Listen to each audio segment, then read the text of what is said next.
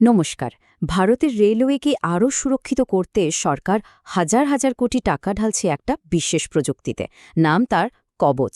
তো এই কবচ থিমটা ঠিক কী, আর কোন কোন কোম্পানি এই বিশাল সুযোগের সবচেয়ে বড় দাবিদার হতে পারে? চলুন আজ সেটাই বিস্তারিতভাবে জেনে নেওয়া যাক। শুধু একবার ভাবুন তো, একই রেল লাইনে দুটো ট্রেন একে অপরের দিকে প্রচণ্ড গতিতে ছুটে আসছে। সংঘর্ষটা যেন শুধু সময়ের অপেক্ষা। ঠিক এই ভয়ঙ্কর ছবিটা যাতে সত্যি না হয়, সেজন্যই আজকের এই আলোচনা। কিন্তু কি হবে যদি ট্রেন দুটো একেবারে শেষ মুহূর্তে, মানে সংঘর্ষের ঠিক আগে, নিজে থেকেই থেমে যেত? যদি এমনও কোনো সিস্টেম থাকতো যা এই ভয়ঙ্কর দুর্ঘটনাটা ঘটতে দিতই না। আর এখানেই আসছে কবচ। এটা আসলে ভারতের নিজস্ব তৈরি একটা অটোমেটিক ট্রেন প্রোটেকশন সিস্টেম। আরও সহজ করে বললে, এটা যেন পুরো রেল নেটওয়ার্কের জন্য একটা অদৃশ্য বর্ম। সিস্টেমটা হাই ফ্রিকোয়েন্সি রেডিওর মাধ্যমে ট্রেনগুলোর মধ্যে সবসময় যোগাযোগ রাখে, আর বিপদ বুঝলে নিজে থেকে ব্রেক কষে দেয়।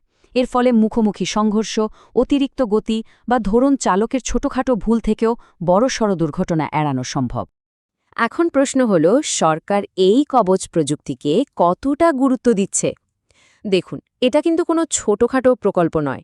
এটা একটা বিশাল দেশজোড়া পরিকল্পনা। সরকারের প্ল্যানটা সত্যি অসম্ভব বড়।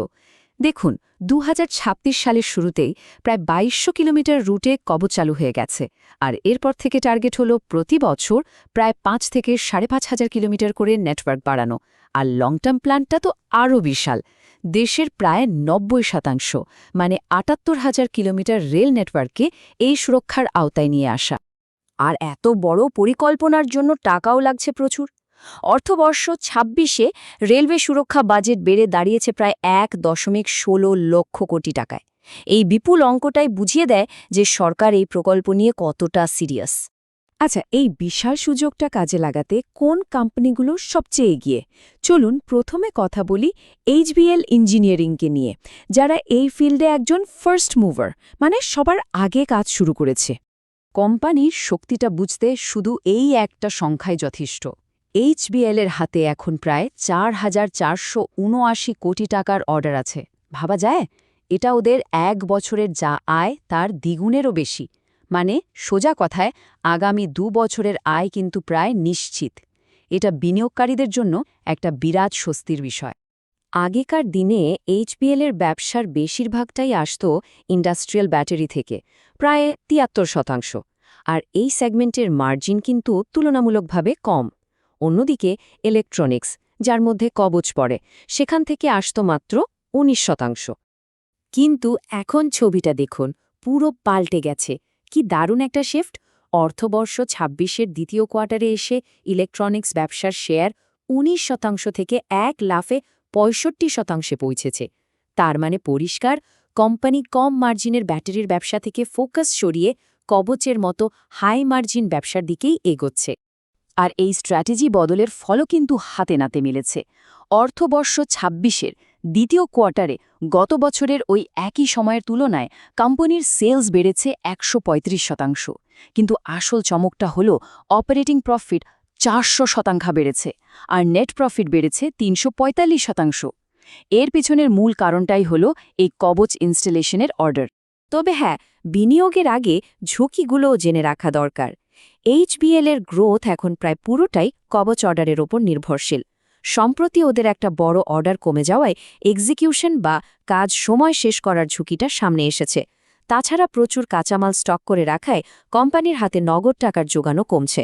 এমনকি ম্যানেজমেন্ট নিজেও বলেছে যে দ্বিতীয় কোয়ার্টারের মতো এমন অসাধারণ পারফরম্যান্স প্রতি বছর করা সম্ভব নয়।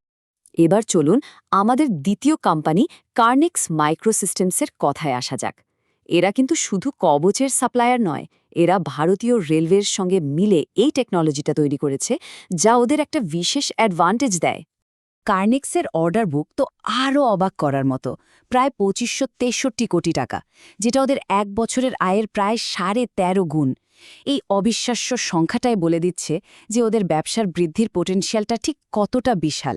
বছরের পর বছর লসে চলার পর অর্থবর্ষ ২৫ কার্নিক্সের জন্য একটা টার্নারাউন্ড ইয়ার ছিল। এবছর কোম্পানি ৫০ কোটি টাকার লাভ করে, যা বিনিয়োগকারীদের জন্য একটা বড় পজিটিভ সিগন্যাল। কিন্তু কার্নিক্সের ঝুঁকিগুলো বেশ ভাবার মতো। ওদের ব্যবসাটা প্রায় পুরোপুরিভাবে শুধু ভারতীয় রেলওয়ের ওপরই নির্ভরশীল, মানে ক্লায়েন্ট মাত্র একজন। আবার অর্ডারের প্রায় 67% আসছে একটা মাত্র বড় চুক্তি থেকে। আর প্রজেক্টের কাজ শেষ করে টাকা হাতে পাওয়ার সময়টাও খুব অনিয়মিত, যা ওদের ক্যাশফ্লোর ওপর চাপ তৈরি করে। আমাদের লিস্টে ৩ নম্বর কোম্পানি হল রেলটেল কর্পোরেশন। এটা একটা বড় সরকারি সংস্থা, আর এরা কবচের সুযোগটাকে একটু অন্য অ্যাঙ্গেল থেকে দেখছে। রেলটেলের বিশাল অর্ডার বুকের মধ্যে কবচ অর্ডারের অংশ মাত্র ৭%। এর থেকে কি বোঝা যায়? বোঝা যায় যে কবচ ওদের জন্য একটা সুযোগ ঠিকই, কিন্তু ওরা এর উপর পুরোপুরি নির্ভরশীল নয়। ওদের ব্যবসাটা অনেক বেশি ডাইভার্সিফাইড বা বৈচিত্র্যময়। রেলটেলের মূলত দুটো ব্যবসা। একটা হলো টেলিকম সার্ভিস, যেখানে মার্জিন খুবই ভালো, প্রায় ২১-২২%, কিন্তু কম্পিটিশনের জন্য গ্রোথ কম। আর দ্বিতীয়টা হলো প্রজেক্ট ব্যবসা, যার মধ্যে কবচও পড়ে। এখানে মার্জিন কম, ৪-৫%, কিন্তু কোম্পানির আয়ের বৃদ্ধিটা এখন মূলত এখান থেকেই আসছে। রেলটেলের প্রধান ঝুঁকি হল ওদের গ্রোথটা আসছে কম মার্জিনের ব্যবসা থেকে, যা কোম্পানির ওভারঅল প্রফিটের উপর চাপ সৃষ্টি করতে পারে। তাছাড়া হাই মার্জিন টেলিকম বিজনেসে জিও এবং এয়ারটেলের মতো বড় প্লেয়ারদের সাথে তো কঠিন প্রতিযোগিতা রয়েছেই। আচ্ছা, তাহলে এতক্ষণের পুরো আলোচনাটাকে যদি এক জায়গায় আনা যায়, এই ৩টে কোম্পানির মূল বিষয় আর ঝুঁকিগুলো কি কি, চলুন এক নজরে দেখে নেওয়া যাক। তাহলে ৩টে কোম্পানিকে পাশাপাশি রাখলে ছবিটা কেমন দাঁড়াচ্ছে দেখুন। কবচের ওপর নির্ভরতার দিক থেকে এইচবিএল আর কার্নেক্স অনেক এগিয়ে, কিন্তু রেলটেলের নির্ভরতা বেশ কম। অর্ডার বুকের দিক থেকে কার্নেক্স ১৩.৫ গুণ সবাইকে পেছনে ফেলে দিয়েছে। মার্জিনের দিক থেকে এইচবিএলের অবস্থা ভালো হচ্ছে, যেখানে রেলটেলের ওপর চাপ বাড়ছে। আর ঝুঁকির কথা বললে এইচবিএলের জন্য মূল চ্যালেঞ্জ হল এক্সিকিউশন আর ক্যাশফ্লো, কার্নেক্সের জন্য একজন মাত্র গ্রাহকের ওপর নির্ভরতা, আর রেলটেলের জন্য মার্জিন কমে যাওয়ার চাপ। একটা কথা মনে রাখা খুব জরুরি, এই বিশ্লেষণটি শুধুমাত্র শিক্ষামূলক উদ্দেশ্যে করা হয়েছে। এটা কোনোভাবেই আর্থিক পরামর্শ নয়।